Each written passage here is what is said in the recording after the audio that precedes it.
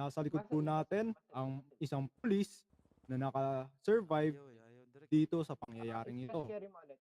Checking vital sign.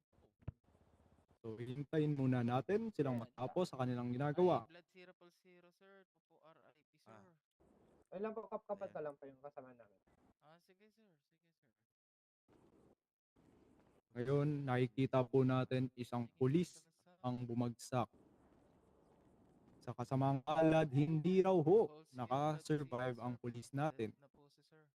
So ngayon, malalaman natin sa isang pulis na naka-survive kung ano nangyari RIP, sa sir. liquor store na ito. Salamat po, Mr. Bustamante po, no?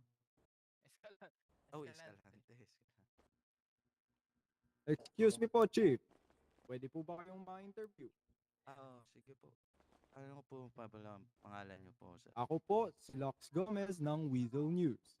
Magandang hapon So, po, Mr. Gomez. Ano pong interview Sir, po una po na po, ako, sir? sir, Magandang ha? umaga po. Sige po, thank you Para po. lang naman po Thank you ito for sa ating service. news, ano? So, ano po bang nangyari Thank you dito, for your Chief? service, sir. Sandali lang po, Mr. Gomez, Captain, Sige okay po. lang po ba to? Ay, magpa-interview ako, Captain. Okay lang yan, okay lang yan. Okay lang yan. Sige po. Proceed na. Ayon sa Captain ko, Mr. Gomez, okay lang naman daw sumalaysay. So, yun nga.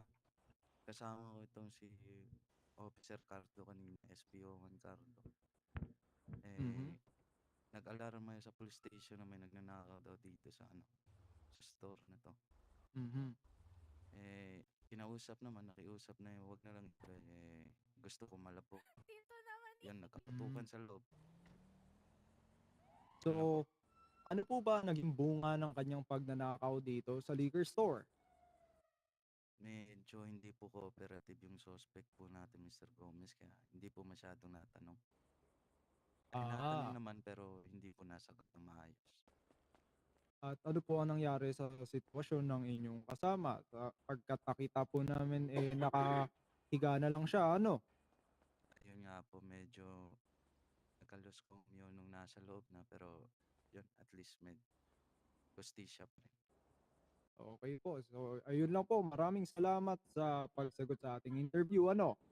Mag-iingat po tayo lagi at ako po uli si Lox Gomez ng Weasel News. Maraming salamat po, Chief. Okay po, magandang hapon po. Salamat. Magandang hapon po sa inyo.